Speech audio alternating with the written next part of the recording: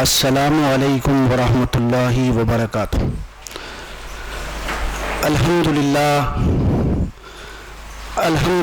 الذی لم يتخذ ولدا ولم يكن له شریک فی الملک ولم يكن له ولی من الذل وکبرہ تکبیرا۔ اللہ اکبر۔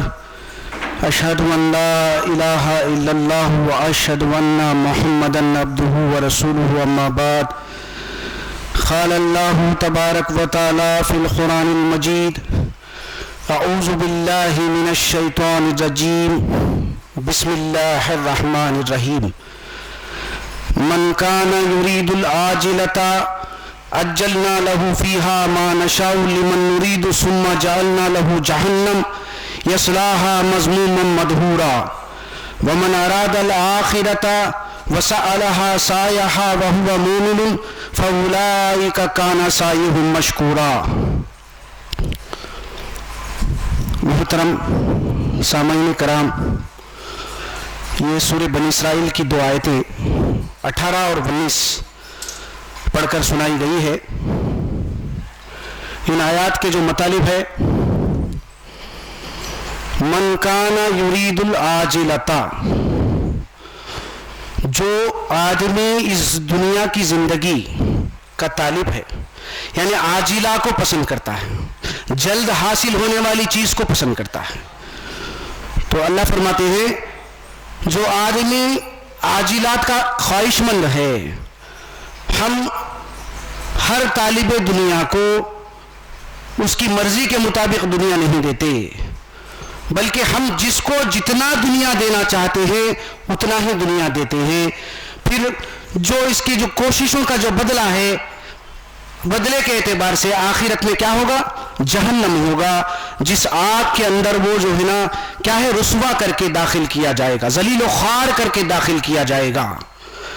ومن اراد الآخرۃ، جو دوسرا پہلو ہے 19 نمبر کی جو آیت میں اللہ فرماتے ہیں، جو آدمی آخرت میں اپنے آپ کو دوزخ سے بچا کر مغفرت اور جنت کا مستحق بننا چاہتا ہے، یعنی آخرت کا طالب ہے اور اس آخرت کو حاصل کرنے کے لیے ویسے ہی کوشش کرتا ہے جیسے کہ کوشش کرنا چاہیے، بشرطے کہ وہ کون ہونا چاہیے؟ مومن ہو، یعنی لا الہ الا اللہ محمد رسول اللہ خالی زبانی اقرار کرنے پر چلتا نہیں۔ وہ مومن کیسا ہونا؟ اس کا ایمان شرک کے اجزاء سے پاک ہو، تو تب جا کر ایسے کوشش کرنے والے کی ہر کوشش کو اللہ رب العالمین قدردانی کی نظروں سے دیکھیں گے، مشکور کریں گے، قبول کریں گے۔ یہ آیات کے جو ہے مطالب ہوئے ہیں۔ سب سے جو بنیادی اور اہم بات، اللہ رب العالمین نے انسان کو جو دنیا میں پیدا کیے ہیں، وہ پیدا کرنے کا کیا مقصد ہے، وہ ہمارے ذہنوں میں ہونا ضروری ہے۔ اللہ ماشاء اللہ ہم کو یہ سمجھایا جاتا ہے، وہ جو سورہ جاسیہ کی آیت ہے، وما خلقنا الانس والانس، کیا ہے وہ الا لیعبدون کی جو بات ہے نا، وہ سمجھائی جاتی، بلکہ وہ بات نہیں ہے۔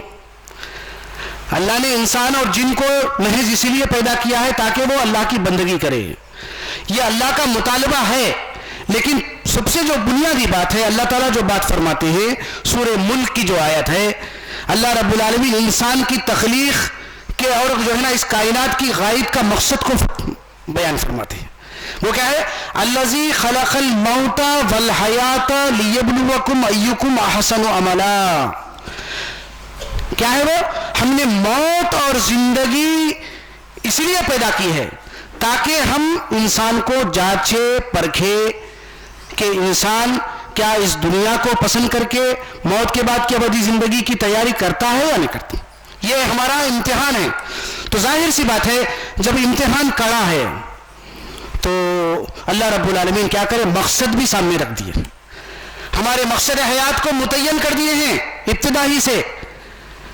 قُلْ اهْبِطُوا مِنْهَا جَمِيعًا فَإِمَّا يَأْتِيَنَّكُم مِّنِّي هُدًى فَمَن تَبِعَ هُدَايَ فَلَا خَوْفٌ عَلَيْهِمْ وَلَا هُمْ يَحْزَنُونَ وَالَّذِينَ كَفَرُوا وَكَذَّبُوا بِآيَاتِنَا أُولَٰئِكَ أَصْحَابُ النَّارِ هُمْ فِيهَا خَالِدُونَ۔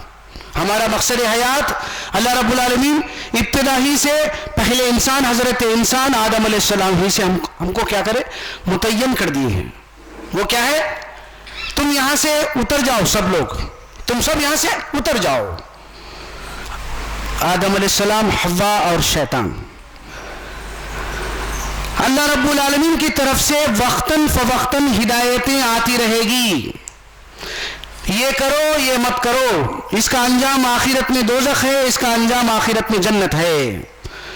جو انسان ان ہدایات کو قبول کر کے اپنے مقصد حیات کو متعین کر کے دنیا میں زندگی گزارے گا، ان کے لیے کسی قسم کا خوف جہنم میں جانے کا نہیں ہوگا اور جنت سے محرومی کا غم بھی نہیں ہوگا.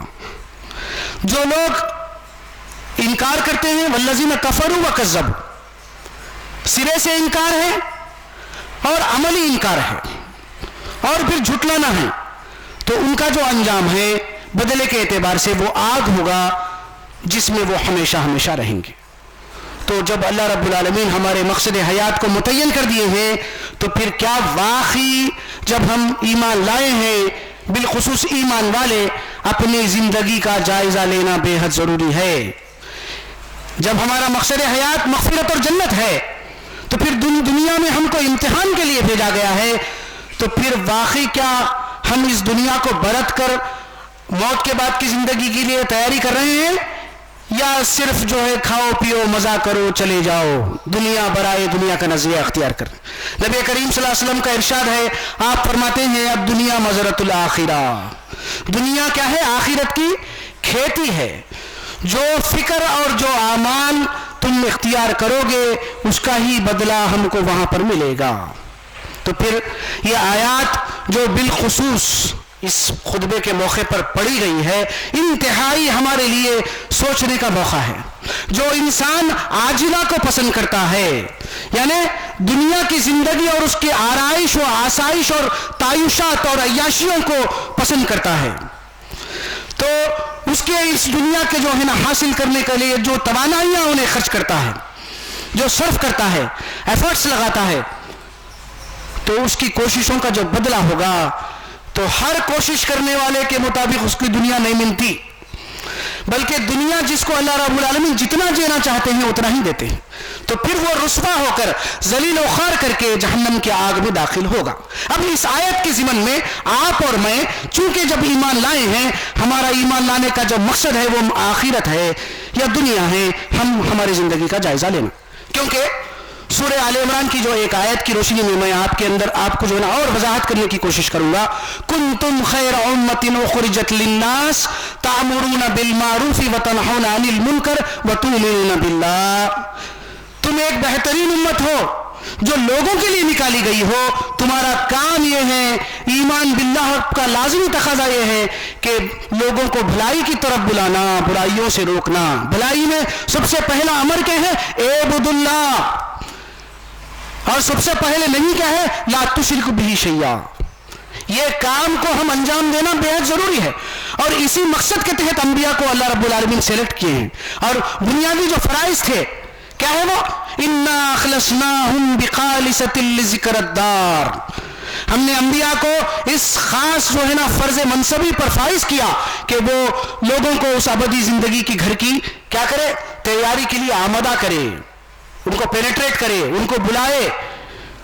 تو پھر جب ہم کو اس منصب پر فائز کیا گیا ہے امت مسلمہ کو، تو کیا پھر ہم اس منصب کو ادا کر رہے ہیں، یا پھر ہماری بھی زندگی صرف دنیا حاصل کرنے کے لیے جو عاجلہ ہے؟ ایک دن کیا ہے؟ ما عندکم ینفد وما عند اللہ باق.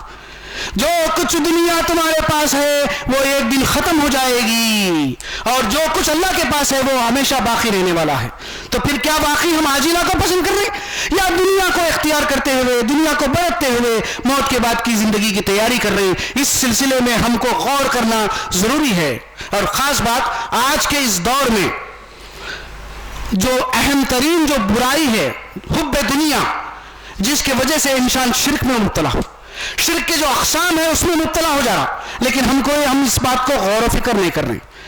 ہم سوچ رہے ہیں کہ ہم جو ہے نا درگاہوں کو جانا چھوڑ دیے، مردہ اور غائب ہستیوں سے فیض حاصل کرنے کے تعلق سے ہمارا عقیدہ نہیں ہے، ہمارا جو ہے نا تعلق باللہ مضبوط ہے، ہم اسباب کی دنیا میں بغیر اسباب کے بھی نفع ہوتا ہے نقصان کے تصورات سے بالکل جو ہے نا پاک و صاف ہے، جیسے کہ ڈوری بن لے رہے ہیں، فلاں آیت کو پڑھ کر دم کر لے رہے ہیں، پھونک لے رہے ہیں، مل رہے ہیں، اور قرآن کو جسمانی جو ہے نا شفا سمجھ رہے ہیں، یہ بالکل یہ ہمارے پاس نہیں ہے۔ لیکن سب سے جو بڑی برائی ہمارے اندر جو پائی جا رہی ہے یہ کیا ہے؟ حب دنیا، دنیا کی محبت۔ حب الدنیا راس کل خطیہ، نبی کریم صلی اللہ علیہ وسلم کا ارشاد ہے، آپ فرماتے ہیں دنیا کی محبت سارے برائیوں کی جڑ ہے۔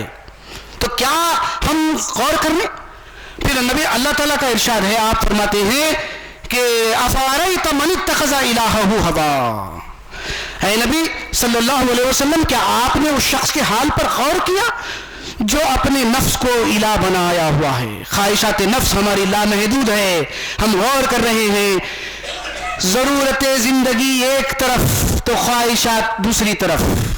ضرورت زندگی کو کیسا بنانا چاہ رہے ہیں؟ زیادہ سے زیادہ سہولتیں حاصل ہونا۔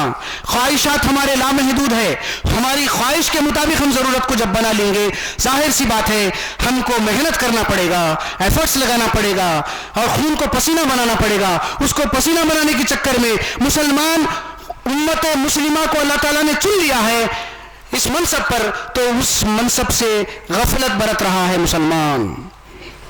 لا الہ الا اللہ کی دعوت کو پہنچانے کے بجائے وہ خود دنیا حاصل کرنے کے چکر میں کیا ہے، خواہشات کے مطابق زندگی بنانے کے چکر میں سارے جو ہے نا توانائیوں کو صرف کر کے محنت کر رہا ہے، جس کی وجہ سے شیطان جو اس جو ہے نا وسوسے میں ہم کو مبتلا کر دیا کہ تیرے بندوں کے سامنے دنیا کو ڈیکوریٹ کر کے بتاؤں گا، یعنی دنیا حاصل کرنے کے چکر میں آخرت کی اس ابدی زندگی سے غفلت پیدا ہوگی، جس کی وجہ سے جو ہے نا مختلف جو ہے شرک کے اقسام میں ہم مبتلا ہوں۔ خواہشات نفس کی پیروی، یہ ہے ہمارا معاملہ، یہی کچھ حال ہے جو ہے بنی اسرائیل کے تعلق سے اللہ فرماتے ہیں جو ہے نا انتہائی ہمارے لیے اس میں کیا ہے، سبق ہے۔ ہم سبق حاصل کرنا قرآن مجید کے ذریعے سے، اگلا گیرا پچھلا ہوشیار۔ ان آیتوں کا جو اطلاق ہے صرف بنی اسرائیل کے حد تک محدود نہیں ہے، بلکہ یہ قیامت تک سارے انسانوں کے لیے ہدایت کی کتاب ہے۔ تو پھر کیا واقعی قرآن مجید کو ہم ہدایت کے لیے سمجھ کر پڑھ رہے ہیں؟ سورہ بقرہ کی 61 نمبر کی آیت کو ذہن میں رکھیے، سورہ بقرہ 61 نمبر کی آیت، وَإِذْ قُلْتُمْ يَا مُوسَىٰ لَن نَّصْبِرَ عَلَىٰ طَعَامٍ وَاحِدٍ فَادْعُ لَنَا رَبَّكَ يُخْرِجْ لَنَا مِمَّا تُنبِتُ الْأَرْضُ مِن بَقْلِهَا وَقِثَّائِهَا وَفُومِهَا وَعَدَسِهَا وَبَصَلِهَا قَالَ أَتَسْتَبْدِلُونَ الَّذِي هُوَ أَدْنَىٰ بِالَّذِي هُوَ خَيْرٌ اهبطوا مصرا فإن لكم ما سألتم ضربت عليهم الذلة والمسكنة وباءوا بغضب من الله ذلك بأنهم كانوا يكفرون بآيات الله ويقتلون النبيين بغير حق ذلك بما عصوا وكانوا يعتدون۔ پوری برائی کو جو ہے نا ان کی اللہ تعالیٰ کھینچ دیے نقشہ، تاکہ امت مسلمہ خواہشات نفس کی پیروی میں مبتلا نہ ہو جو اس کو تباہی کی طرف لے جانے والے ہیں۔ اے موسیٰ، ایک ہی قسم کے کھانے پر من و سلوا کے ہم اب صبر نہیں کر سکتے۔ آپ اللہ تعالیٰ سے دعا کریے کہ اللہ تعالیٰ ہم کو زمین سے جو ہے نا اگنے والی چیزیں پیدا کرے، پیاز، ککڑی، گیہوں، مسور کی دال، فلاں فلاں، یہ چیزیں ہم کو دے۔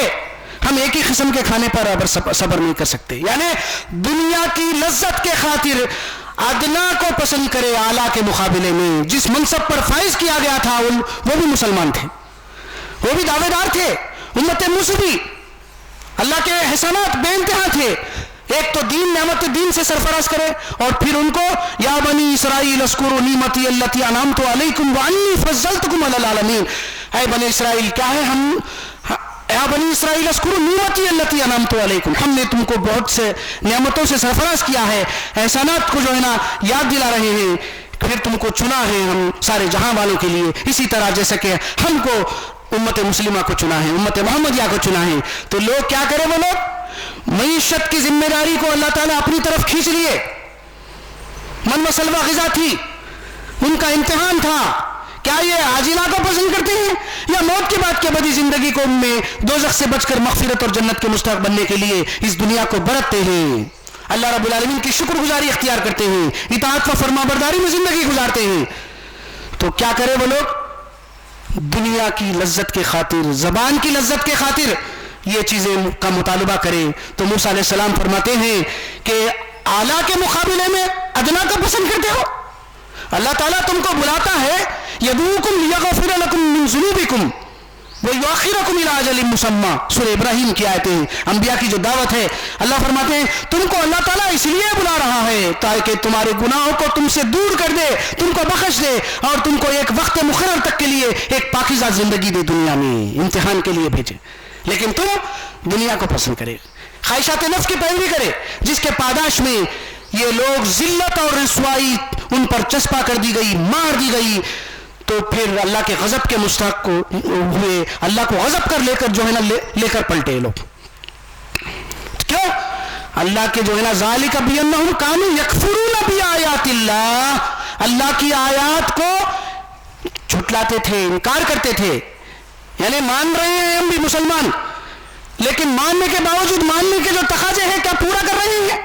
پھر خواہشات نفس کی پیروی ہے, بے عملی زندگی ہے, عدل و انصاف نہیں ہے, امانت میں خیانت ہے, بٹے بازی ہے, اور کیا ہے, شادی بیاہ کے معاملے لے لیجئے, تعلقات لے لیجئے ہمارے.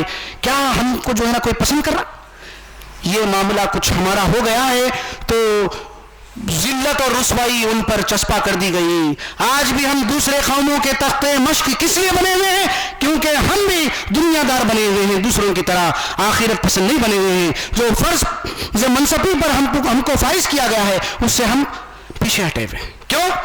حب دنیا کی وجہ سے. یہ خاص بات ذہنوں میں رکھیے.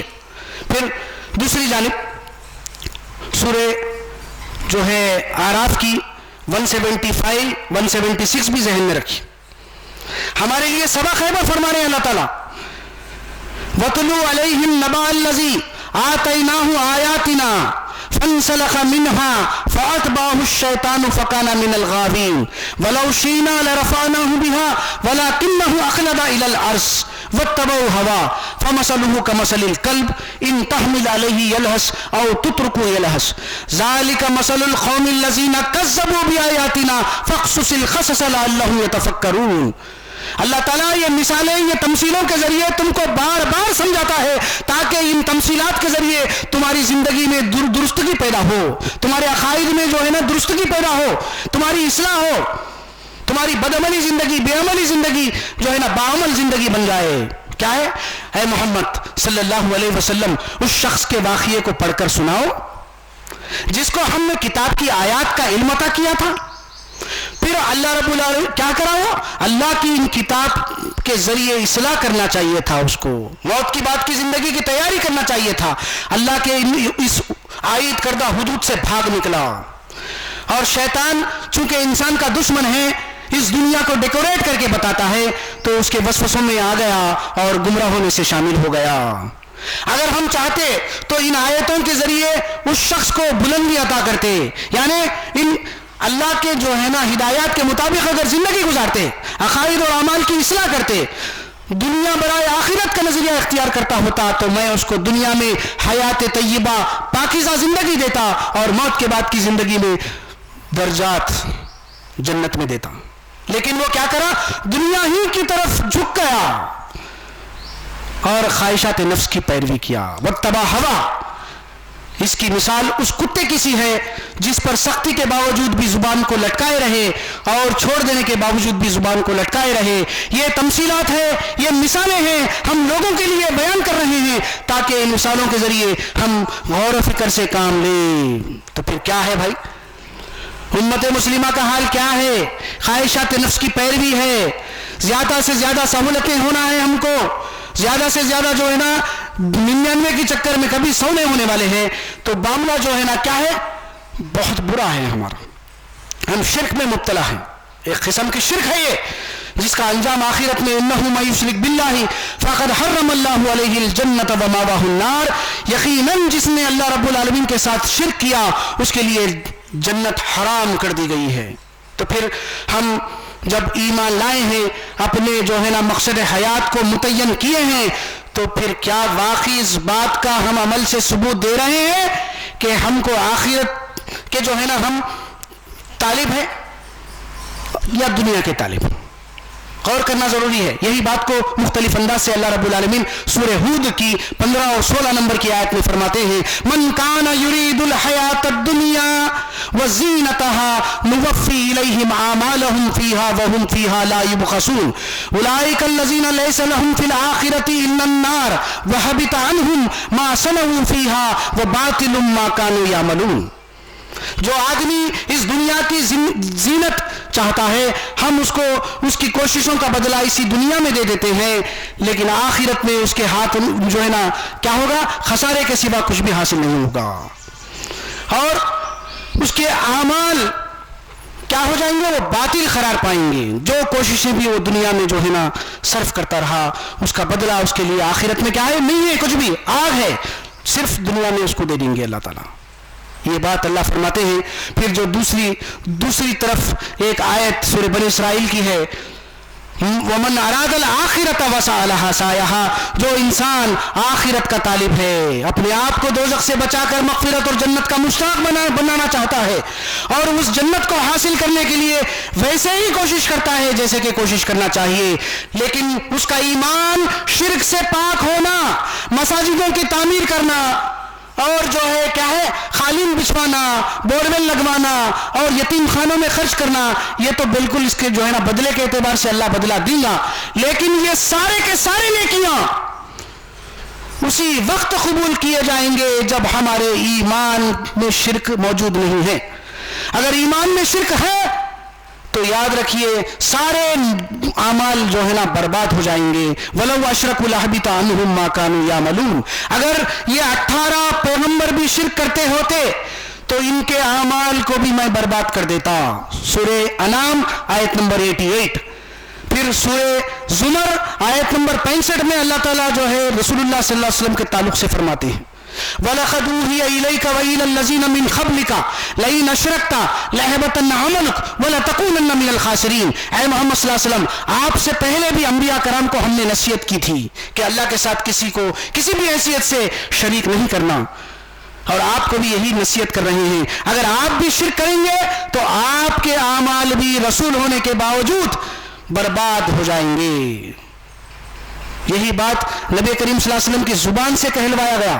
جو مطالبہ اللہ رب العالمین کا ہے ایمان والوں کے تعلق سے قل انی امرت ان اعبد اللہ مخلصا له الدین وامرت لان اکون اول المسلمین قل انی اخاف ان عصیت ربی عذاب یوم عظیم. مجھے حکم دیا گیا ہے کہ میں اللہ کو خالص ہو کر پکاروں، نہ واسطہ نہ وسیلہ نہ تعویذ نہ ڈوری.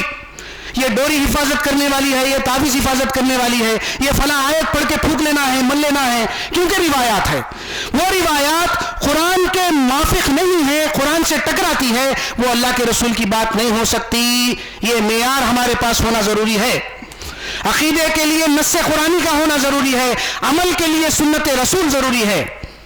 یہ خاص پہلو ہمارے ذہنوں سے اوجھل ہے. اللہ ماشاء اللہ ہمارے علماء کرام جو ذمہ دار ہے وہ بھی ہم کو نہیں سمجھا. یہ خاص پہلو ذہن میں ہونا. آپ بھی اگر شرک کریں گے تو آپ کے بھی اعمال برباد ہو جائیں گے.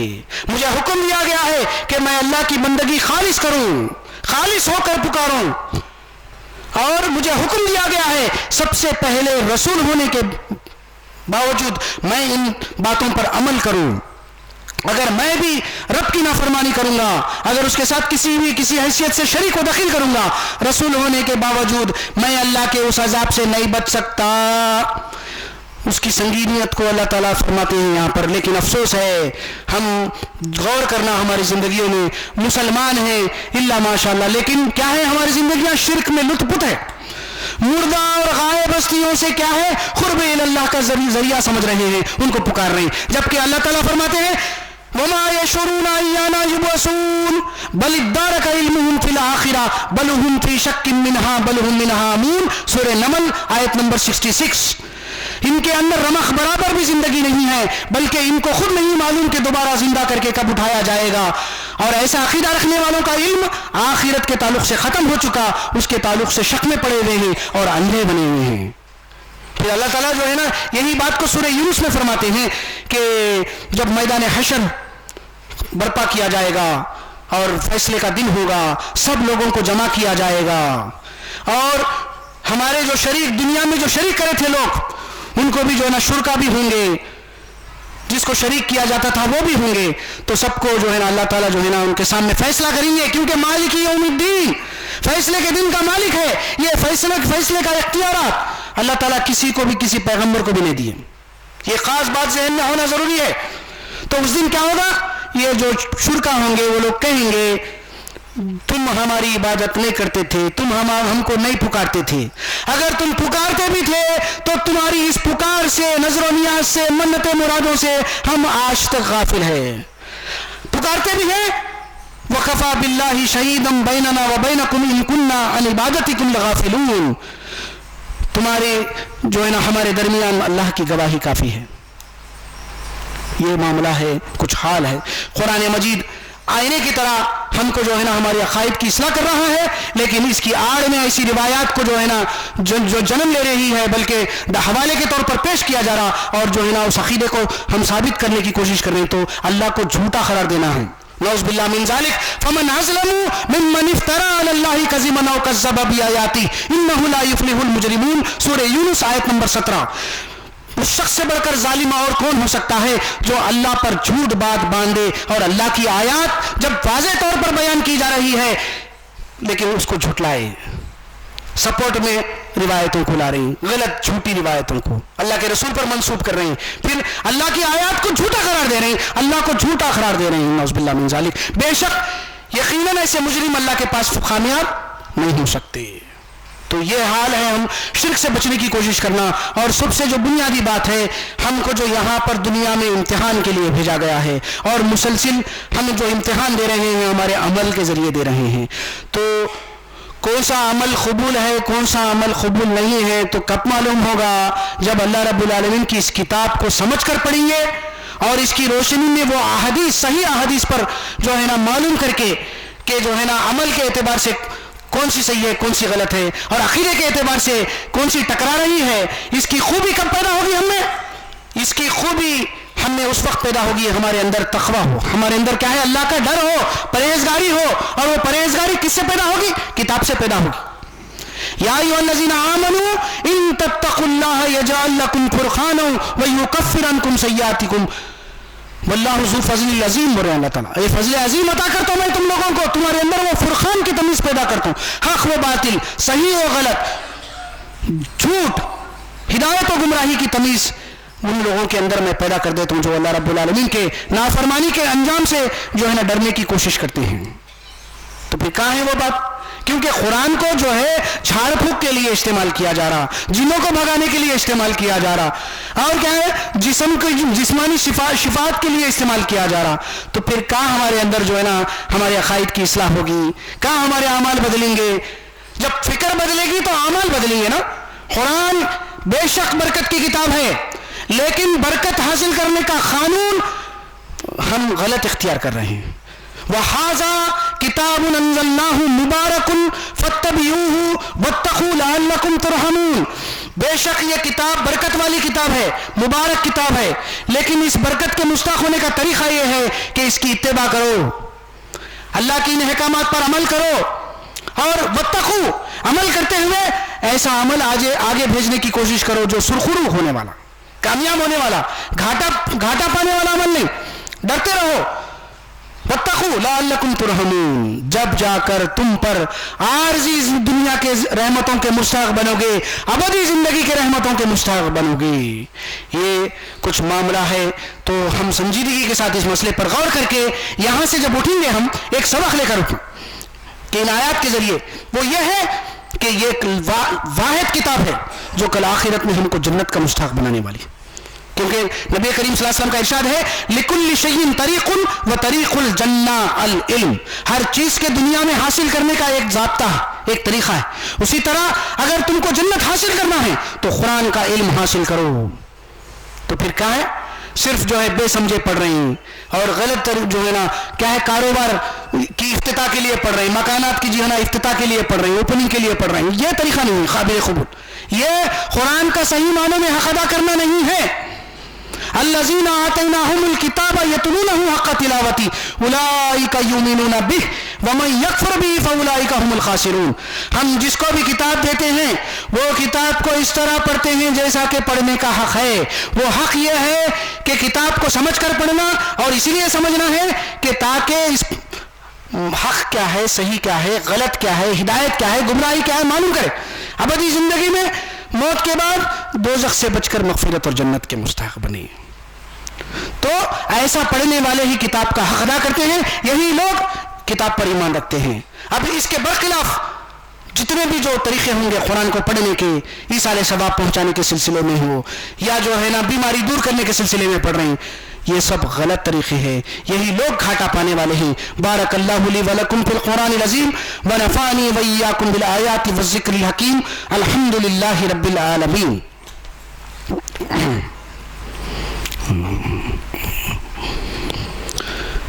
الحمد للہ الحمد للہ نحمده ونستعینه ونستغفره ونؤمن به ونتوکل علیہ ونعوذ باللہ من شرور انفسنا ومن سیئات اعمالنا. من يهده الله فلا مضل له ومن يضلل فلا هادي له ونشهد ان لا اله الا الله واشهد ان محمدا عبده ورسوله. اما بعد قال الله تبارك وتعالى في القرآن المجيد اعوذ بالله من الشيطان الرجيم بسم الله الرحمن الرحيم. ان الله وملائكته يصلون على النبي يا أيها الذين آمنوا صلوا عليه وسلموا تسليما. اللهم صل على محمد وعلى آله وأصحابه أجمعين. أمير المؤمنين خلفاء راشدين أبو بكر صديق رضي الله تعالى عنه، عمر، عثمان وعلي رضوان الله تعالى عليهم أجمعين. ربنا آتنا في الدنيا حسنة وفي الآخرة حسنة وقنا عذاب النار. ربنا لا تزغ قلوبنا بعد إذ هديتنا وهب لنا من لدنك رحمة إنك أنت الوهاب. اللهم من أحييته منا فأحيه على الإسلام ومن توفيته منا فتوفه على الإيمان. عباد الله إن الله يأمر بالعدل والإحسان وإيتاء ذي القربى وينهى عن الفحشاء والمنكر والبغي يعظكم لعلكم تذكرون. اذكروا الله يذكركم وادعوه يستجب لكم ولذكر الله تعالى أعلى وأولى وأعز وأجل وأتم وأكبر.